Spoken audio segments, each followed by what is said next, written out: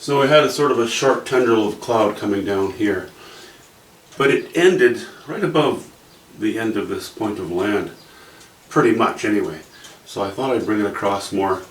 That also sort of lifts the weight a little bit of the sky, I think. We'll see how it goes. This is also going to allow me to cut in a little bit more here because we have this slope. You know, trees at this angle, then that slope at that angle. In the clouds, this angle, then at that angle. It's a little too repetitive. A little bit of rhythm is nice, but I think that might be just a bit over the top. So how about if we cut into it a little bit? I don't know, maybe this is not the right thing to do. I'm just feeling it out as I go.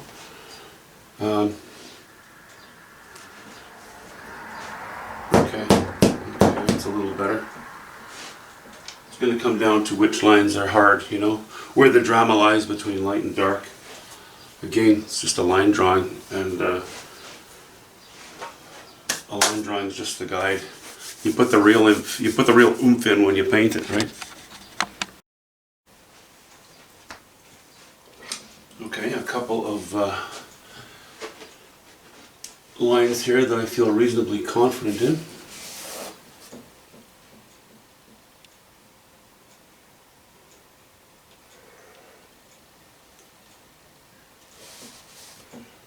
Actually, that was a little bit preemptive.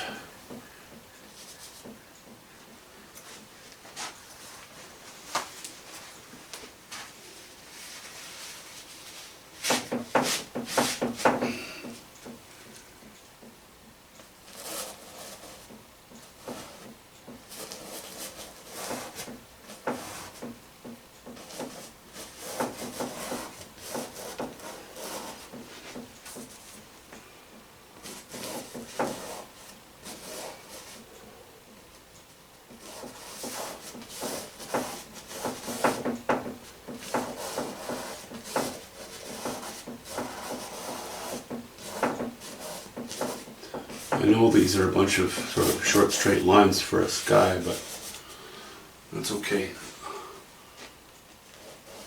That will change. I think in my paintings usually the skies end up with the most change as the painting develops.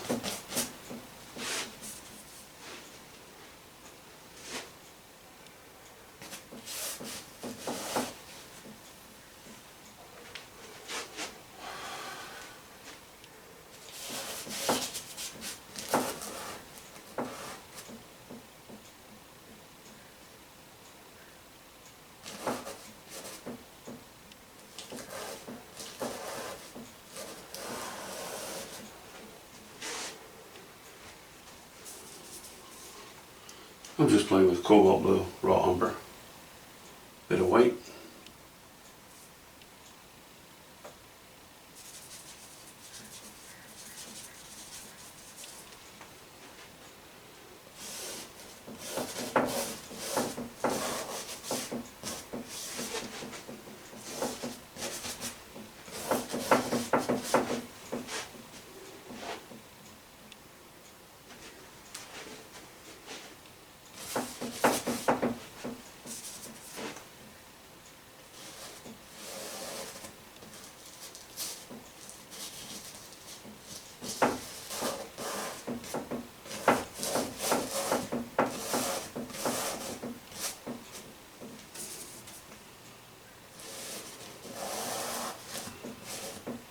Yeah, I really wanted this, you know, this incursion in behind here.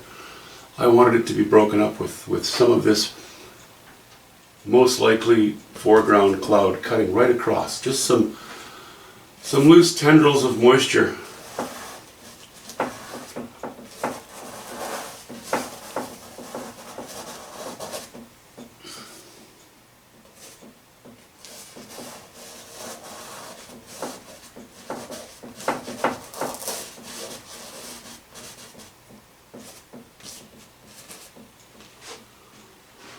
Okay.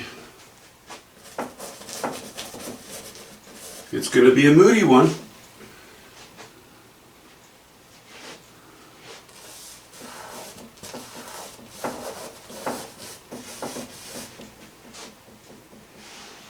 Okay, so this is the most important part of the sky, obviously. It'll have the most detail, I guess, the most items of interest.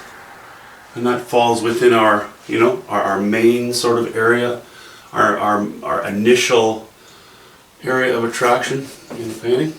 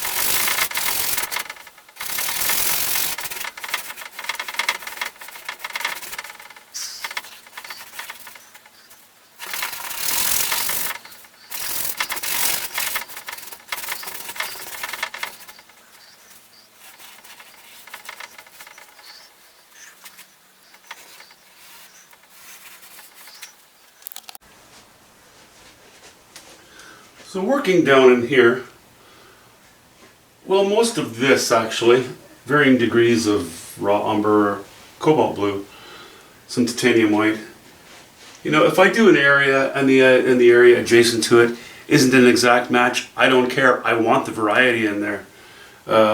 Even though it's a wash-in, I still prefer to have it look a little bit textural, you know, a little bit of Yeah, a bit of texture in there and a bit of variation of value and color. Well, obviously value.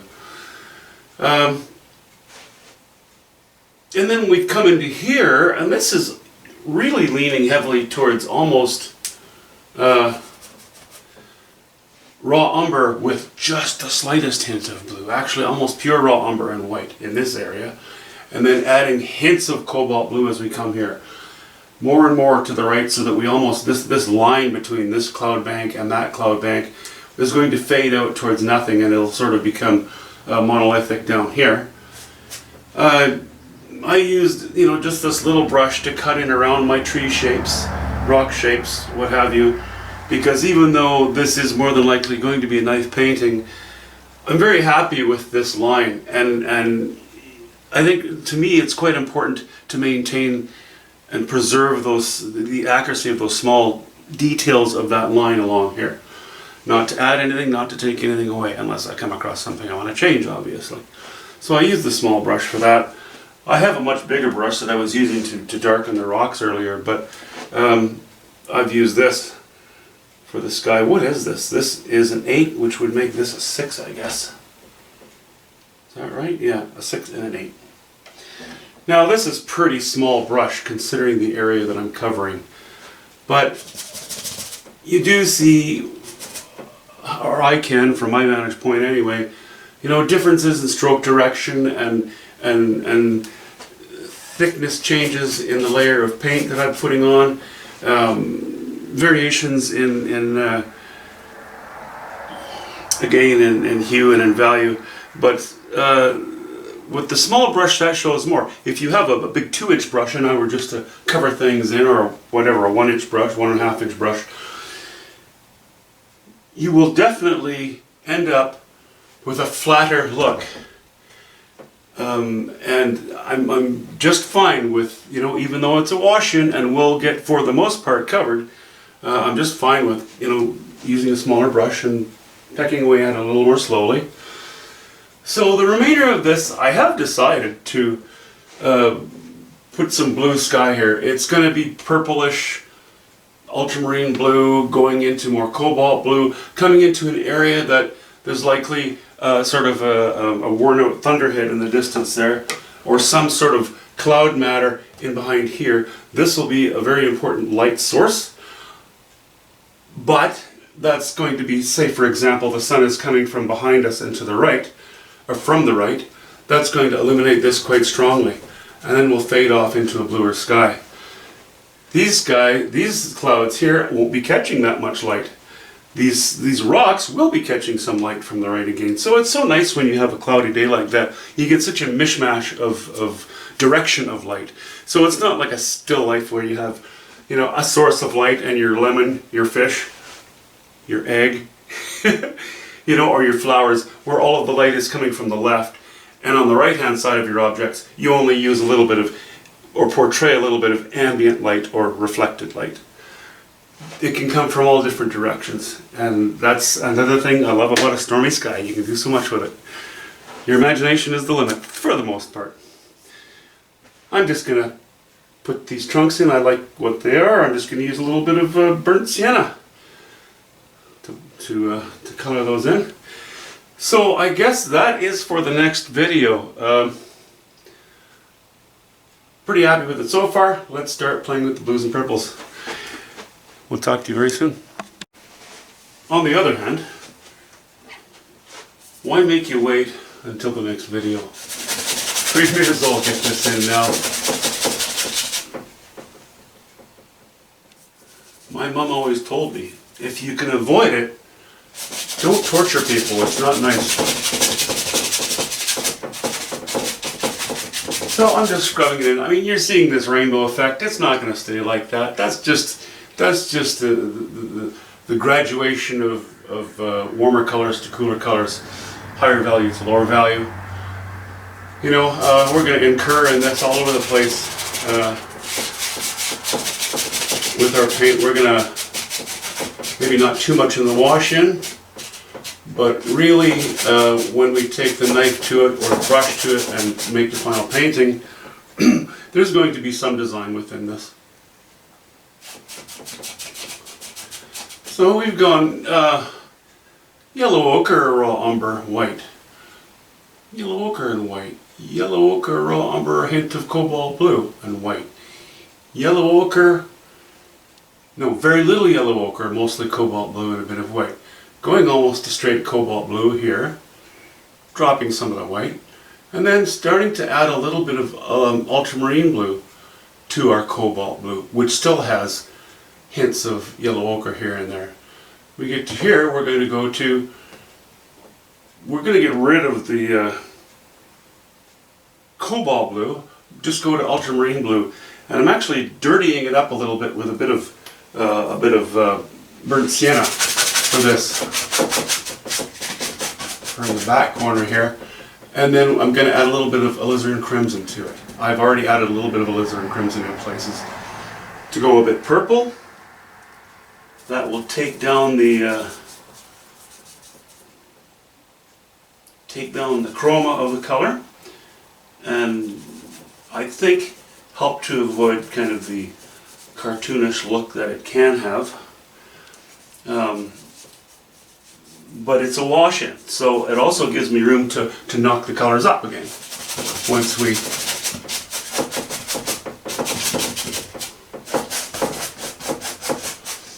paint over it.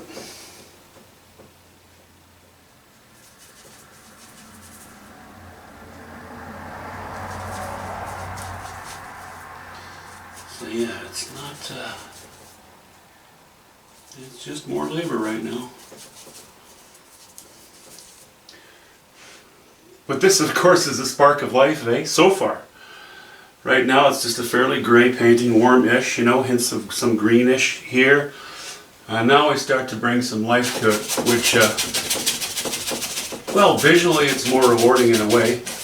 Gotta control it though, because we use this high chroma here. The blue, that eye-stopping blue,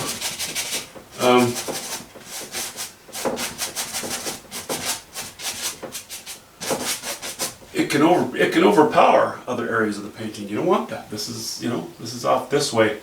I want to keep our power here, our strength in there.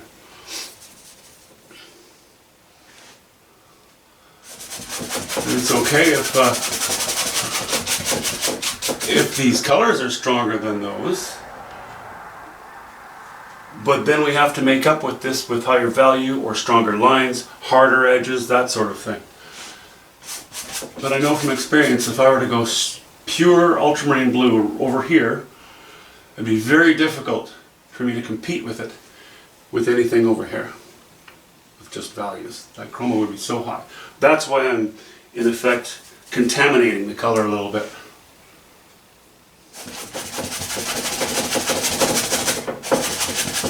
I don't want it too clean.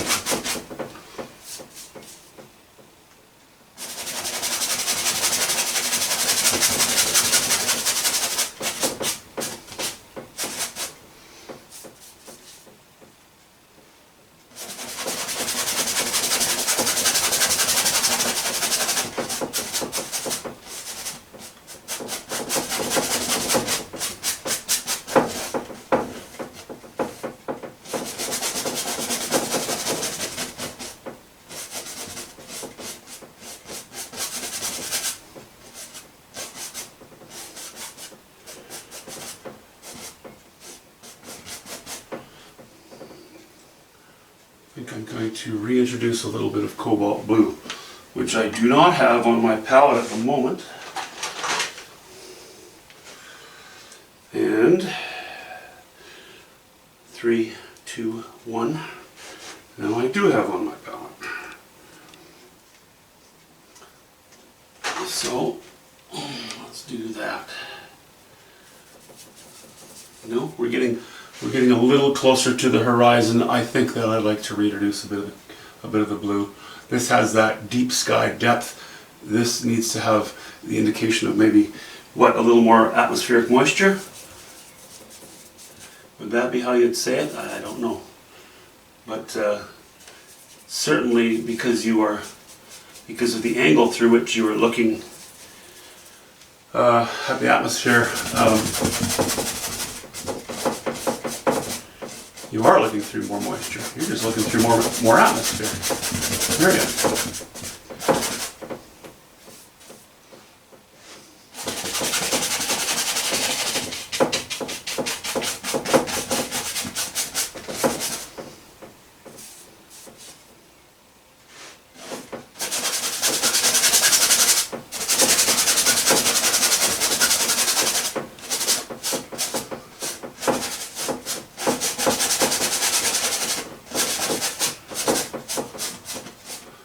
I'm sure that you've looked up on a perfectly clear day, a cloudless day, and realized that the sky directly above you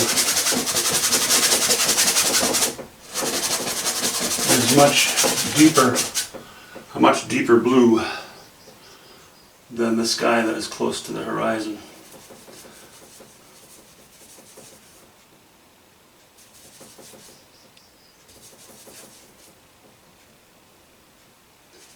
And a little bit of alizarin crimson to that.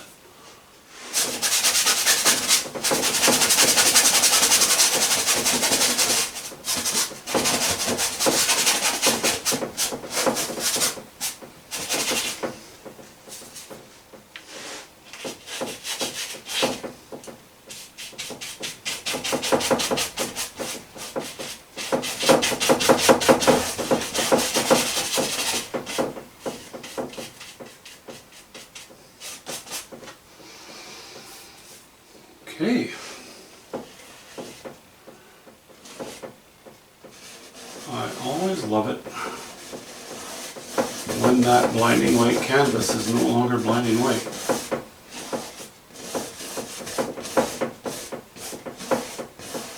Start to be able to gauge your colors much more accurately. Well, you can simply see them, that's a benefit.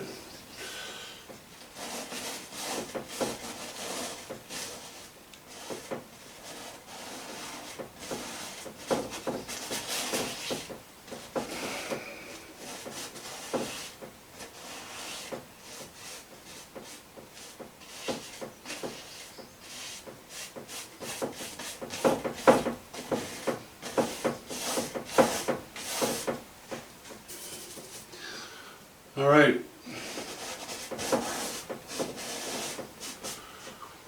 I think we can call that washed in.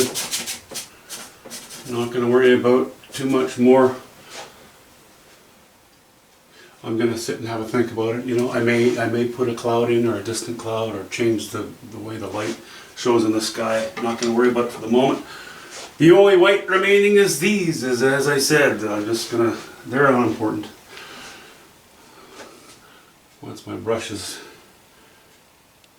sort of using those colors, actually I guess I'm almost done using any of those colors. I'll have to clean my brush to do those. Anyway, that's good enough.